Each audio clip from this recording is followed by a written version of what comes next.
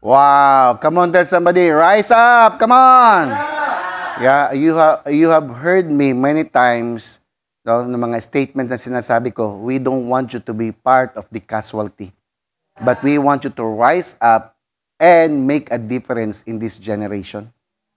Kaya nga itong revelation na to, I believe, ibinigay sa atin to para talaga mag-make sense lahat yung mga ginagawa natin. Are you following? So it's time to rise up because this has been hidden for so many years, centuries after centuries. Why? Kasi ayaw nilang malaman kung sino at ano talaga tayo. Pero alam niyo man, ikaw mismo, ikaw na nanonood sa akin ngayon, whether you are first time or second time or part sa Simbalay, I mean, I'm telling you, alam mo na may kakaiba ang mga Pinoy.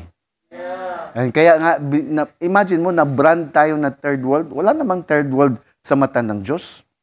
In the eyes of God, we are all equal. We are all His children. We are all created. Imagine, no matter how they had tried to erase our identity and change it, well, the truth will still emerge. Kasi ang totoo, tanungin niyo ako, no? Hindi man talaga nawala identity natin. Tinago lang. And it's time to arise, Filipinos. Come on. Tell somebody, don't stay in darkness. Don't stay in darkness. Come on, don't stay ignorant. I mean, darkness, as I have said, it's darkness. Darkness is ignorant. And don't you even dare not just to ignore what you've been hearing today. Huwag niyong ignore. Or else, again, alam niyo to, this is not just about you, but it's also about your children or your next generation.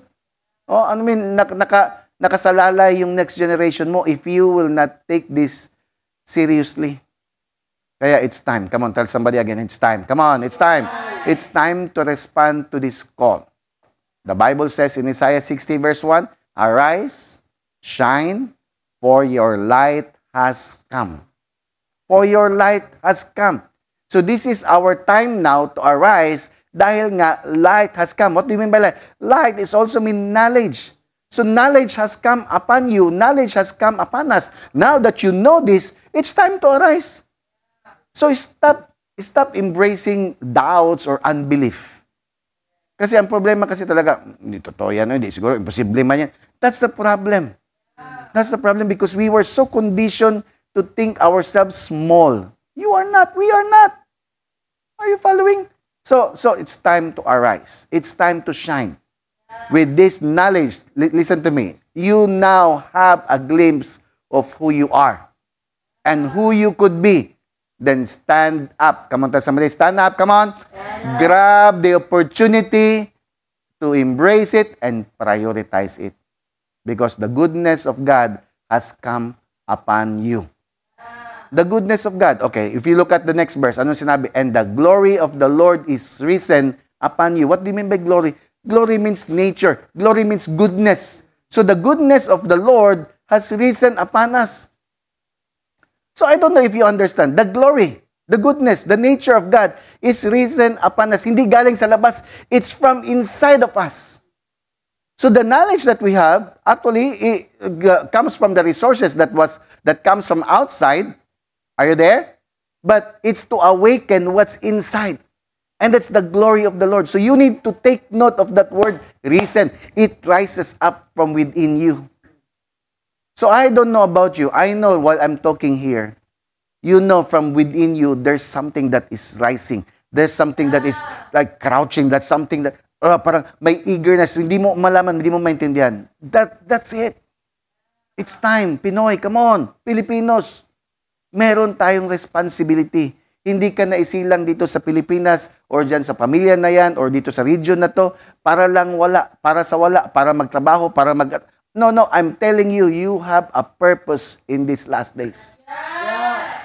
And I want you to embrace that. As soon as you embrace that, then that will be the beginning of your transformation.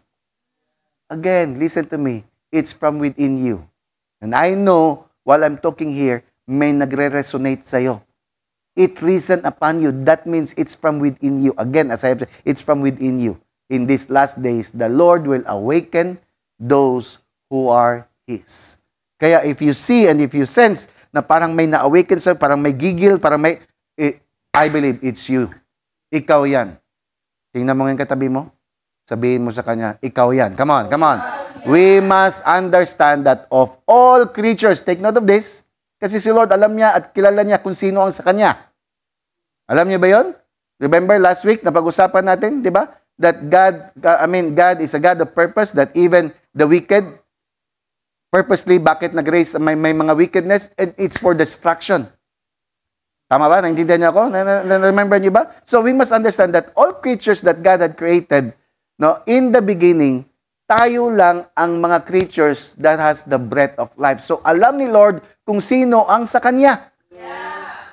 Kasi hindi lahat ng tao nakikita mo ngayon sa Kanya.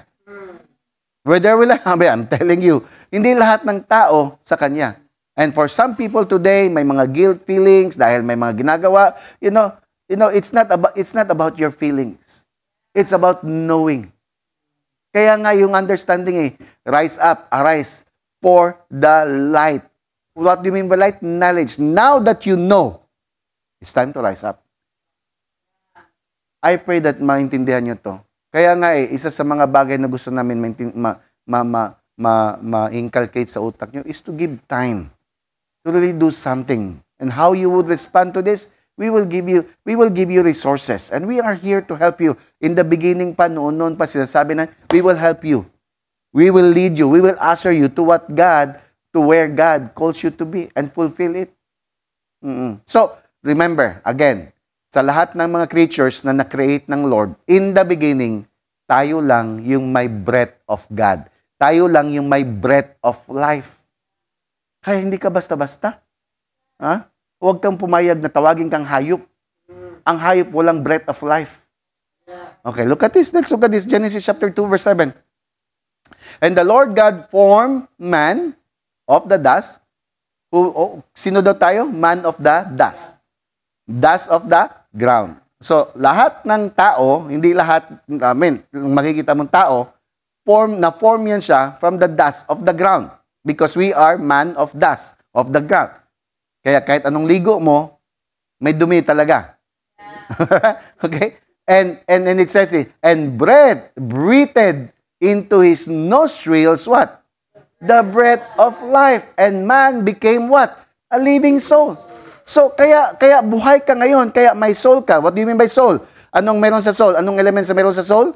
Mind, emotion, will, and intellect. Kaya meron tayo niyan. It's because of the breath of life. It's the breath of God.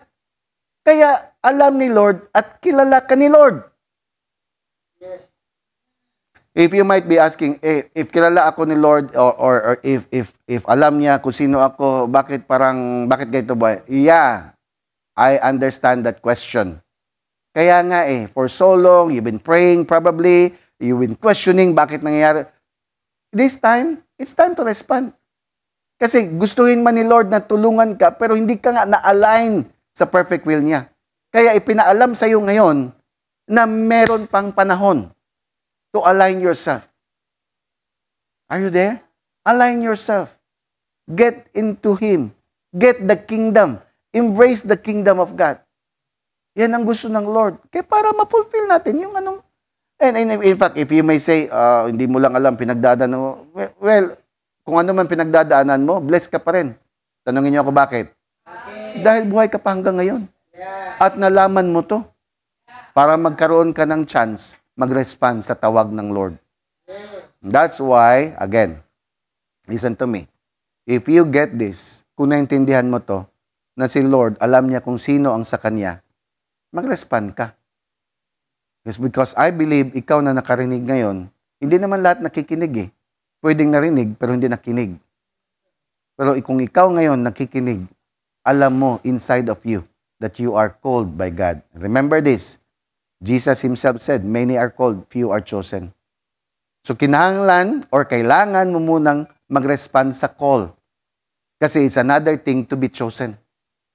Ay nako. Anyway, let's move on. Jesus, okay? May isang example na gusto kong i-emphasize sa inyo, okay? Para mas maintindihan niyo na I don't have much time. Kulang yung oras natin. I only have 12 minutes para expound po to. That's why it goes into series. But Again, listen to me. Yan ang pinakagusto kong maintindihan ng lahat. Okay? The best thing that you can do now is to register yourself for the divine encounter. Para maintindihan mo at malaman mo kung sino ka talaga and bakit nabuhay ka sa panahon ngayon. Especially as a Filipino. Nandiyan ba tayo? So you have heard the testimonies. Narinig mo yung testimonies kanina ni Jeremiah? Okay? Kung sino siya before, kung ano siya before. Narinig yung testimonies last time. Yung mga nag-testify. They have their own share of testimonies na bago buhay nila after their divine encounter. Imagine mo, encounter mo yung divine. Imposible hindi mabago buhay mo. And I am a product of that divine encounter also. So why don't you do something also? Why not ikaw? Sa mga nakapag-divine encounter na, I know, ikaw may share of testimonies ka rin. Sa mga facilitators dyan, sa ating mga hosts, alam namin na may experience ka. And some of you na naimbitahan dyan, you have heard their testimonies, or some of you, you can see and you've been witness. Ikaw ang naging witness kung paano nabago ang buhay niyan. Diyan tayo mag-uumpisa lahat. At hindi mangyayari yan kung hindi ka magbigay ng oras. You need to pay the price. Retreat yourselves for a divine appointment to experience divine encounter. Then, you will see your life will never be the same again. Nandiyan ba tayo? Nandiyan ba tayo? So, hanggang kailan ka? How long will you run around in circles? Hanggang kailan ka routine ang buhay, napaka-boring. Pagising mo sa umaga, alam mo na anong gawin mo. Kaya yung mga hindi alam ang gawin, depressed. Yung hindi alam ang gawin, wala. Kung ano-ano lang pinagagawa. So, again, when you don't know who you are, your life will always be a trial and error. And wishing to hit the mark, wishing na sana ganito, wishing na lang. Bakit? Hindi mo alam kasi kung sino ka talaga. So in these last days, God is calling all those who are His. And sabihin mo sa katabi mo, ikaw yan. Come on. Ikaw yan. God is calling all those who are His. But it's all up to you to decide. And remember, the world is rounding up. No? It's rounding up. It's in the conclusion. Climax to conclusion na. It's rounding up. And the enemy is working double time, triple time. Alam niyo ba yun? The enemy, Satan, is also working so hard with his forces para i-deceive ang mga tao, to deceive more and more because they knew they have no more time also. So, ikaw ngayon, saan ka? Magpapasanib ka pa ba sa enemy? Or it's time na maintindihan mo na mag-respond na sa tawag ng Lord? Dalawa lang kasi ang pwede mong respond. Remain the same or respond to the call of God. In these last days, dalawa lang ang choice mo. And you are so blessed to have a choice. Kasi may mga tao walang choice. May mga tao kasi iba na ay wala akong choice. No. May choice sila. They just decide to make their own choices based on what they understand. Kaya ikaw ngayon blessed. Bakit? May deeper knowledge ka and deeper understanding. And something is rekindling inside. Merong nag-urge sa'yo to really do something. Mag-respond ka lang, you will see. Bakit? Tanungin niyo bakit? Kasi yung enemy wants to keep you ignorant about these realities. That's why you are so busy with so many things. Yan ang ginagawa ng demonyo eh. Gawing busy, ang dami mga busy. Ang problema, hindi naman effective. Yeah, for sure. Okay. For the sake sa mga meron talagang ginagawa, I know it's important for you. But I tell you, it's totally not that important compared to what God wants you to do. I want to let you know that the greatest mistake in life is being busy but not effective. Noon sa day ka. The greatest mistake in life is what? Being busy but not effective. Pabisi-busy ka. Wala ka naman parang ang dami mong napuntahan pero wala ka namang narating. I'm looking at you. Naantok na yan katabi mo. Sabihin mo sa kanya, gising. Anong ano pa busy? Busy in what? Busy in pursuing your own concern? And not the agenda and purposes of God for your life? Kaya, ang daming busy ngayon, binibisi na lang nila yung buhay nila dahil depressed na. Dahil anxious na, dahil aligaga na. Parang ginagawa na lang nilang outlet ang business, parang pastime ang business. Naunsa na. So you can be doing things you think it's right. But the sad reality, it's not really the right thing that God calls you to do. Kasi if you know that you are really doing the right thing, hindi ka lang masaya, fulfilled pa, and at peace ka. Are you there? So it's pretty the same with doing good things, but not the right thing. Kasi marami mga tao ngayon, I'm doing good naman. Ang question, is it the right thing? Or maybe doing good, but not for the right reasons. Kasi may mga ginagawa tayo para sa ano lang, para makita ng mga tao, is it really the right reason why you're doing that? Andiyan ba tayo? Why? Tanungin niyo ko bakit? The Bible clearly says that there is a way that seems right. Meron daw way, merong path. Actually, the original text is path. There is a path that seems right to a man. Na parang tama. Parang, ito tama. But its end is the way of death.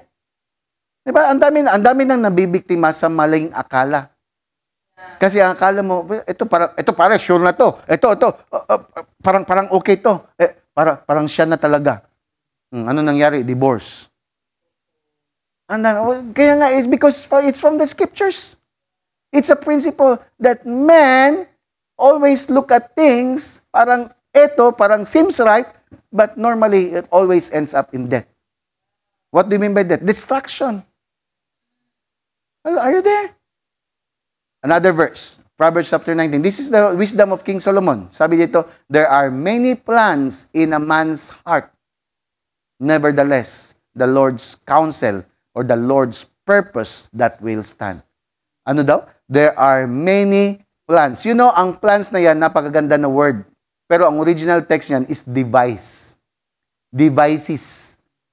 Alam mo ba ibig sabihin ng devices? Ang daming mga devices. Scheming. Plans in a man's heart. Ang dami natin pwedeng gawin. Ang dami natin gustong gawin. Ang dami natin mga plano. Pero yun nga, kahit anong plano mo, ang purpose pa rin ng Lord ang mag-stand. Now, pag hindi mo i-allow or i-align yung will or yung plans mo to God's plans and purpose, ano mangyayari sa'yo? Depress. Ano tawag yan? Confusion. Ano pa? Questions, doubt, fear, anxiousness. Yan naman yung iba, ano na lang, mag-suicide na lang. Kasi hindi alam anong gagawin. Kasi nga, ang daming plano, ang daming ginagawa, pero hindi align sa counsel, sa purpose ng Lord. So what do you mean by what I'm trying to say is, I believe it's high time. We cannot waste time. Again, time is running out. The world is rounding up. It's time to respond. No, ang tagal mo na dito sa ibabaw ng mundo. Sa mga young people ngayon, huwag ka nang magantay na magpagdaanan pa yung, before it's too late for you.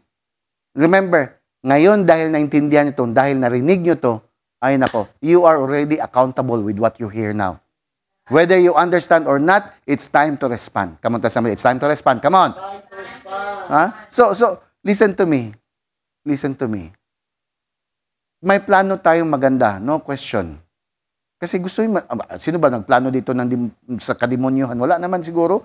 Lahat tayo may plano for good. But again, may mas magandang plano si Lord. And ang mas maganda, yung plano niya, perfect. Yung sa atin, pwedeng acceptable, pwedeng good, but not perfect. Why not align yourself? Again, listen to me. This is not religion. I'm not inviting you to another religion. Stay, magdyan ka lang sa sarili, bahala ka sa religion mo. But I'm leading you and ushering you, inviting you to come. Get the right perspective. Embrace the kingdom of God. This is not about religion. And understand your call and your purpose before the Lord. This is what I can do. Ito lang yung assignment ko. Ili-lead kayo. And it's all up to you if you will respond or not. Kasi ang gusto ng Lord, ma-set free kayo. from anything that is not from Him in this world. Ito nga nakita ko to, that Jesus, before I will pray, Jesus, when He sent His disciples, after the 12 disciples were being sent to preach and to heal the sick, to cleanse the leper, to perform signs and wonders, after that, He sent the 72 disciples. The other 72, kasi aside from the 12, may 72 siya na mga followers. So after the disciples are being sent to go and exercise their authority, they came back. Bumalik sila na excited. Nagre-rejoice sila. Grabe, grabe Lord, grabe. Ito yung nakarecord ni Luke. Sabi dito, 72 return with joy, saying, Lord, even the demons are subject to us in your name. Wow. Even demons daw have obeyed. And He said to them, Jesus said to them, I saw Satan fall like lightning from heaven. Parang sinasabi ni Lord, nakita ko nga si Satanas, nahulog. Galing nahulog like lightning from heaven. But, sabi ni Lord, but, nevertheless. Ano ibig sabihin ng nevertheless? Ganun pa man. Di ba? Nevertheless, sa Bisaya, bisan pa. Okay. Whatever. Nevertheless, ganun pa man, do not rejoice in this. Huwag kayong mag-rejoice in this. Anong this? This. That the spirits are subject to you. But rather rejoice because your names are written in heaven. Tingnan mo yung katabi mo. Talaga. Nasulat na ang pangalan yan. Hello. For some of you, nasulat. Yes, kaya sabi ko kanina, di ba? God knows those who are His. Yeah. Andiyan man tayo. And in Christ, when you respond in Christ, automatically your names will be written in heaven, in the book of life. Are you there? So the Lord is just simply saying, okay, I got you. It's good to enjoy, enslaving the demons, casting out them. It's good to enjoy ministry. It's good to enjoy the pleasures on the things of the world. But He's reminding us of all of us na do not be so consumed with these temporary pleasures. Even if these demons would obey and become your slave, no, don't enjoy. But take pleasure on the things that are eternal. Kasi may mga tao ngayon, nasa ministry, mas in love sa ministry kaysa in love kay Lord. But that's another story. That's another thing. But what I'm trying to inculcate into your mind, the things, the pleasure, the fleeting things of this world will give you pleasure, but that's temporary. And Jesus is simply saying, come on, let's get eternal things. Are you there? Rejoice not because God is using you now, but rejoice because your name is already registered in heaven. Andiyan ba tayo? Sa mga nagsimbalay dyan, sa mga facilitators, rejoice. God is using you now. It's not only that, but rejoice because your name are already registered in heaven. Filipinos, nandyan ba tayo? Filipino, are you there? Rejoice because God has chosen you and called you out from that darkness, that ignorance, into His wonderful grace or marvelous light, knowledge. But rejoice even more because He has made you kings and priests to God the Father. Jesus has made us kings. Imagine kings. Kings has authorities and power. And priests, that's to represent the God, the Abba, our Father. Remember, 1 Peter chapter 2, verse 9? You are a chosen generation, royal priesthood. Hindi lang priesthood, royal pa talaga. Kingly priest, a holy nation, His own special people. For what reason?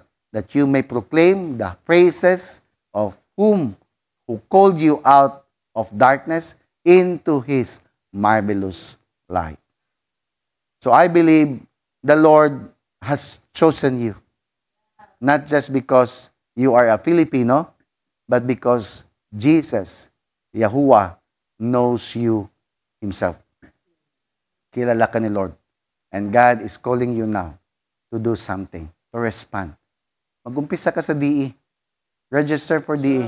You will be amazed how the Lord will really would really encounter you also personally. And you will encounter yourself also. And see for yourself how the Lord will transform you. Amen? And those who are there watching, second time, third time, I know na meron na tayong ginagawa. Keep doing what you know you are called to do. Align yourself in the perfect will and the plans and purposes of our Yahuwah. Amen? Let me pray. Father, we thank you and praise you, God, for everything that you have laid down today. I believe that there's more, oh God. And we are so excited to embrace more. But for those who are here today, Lord, I pray na ikaw mag-rekindle sa heart nila to really be hungry and thirsty to encounter you personally.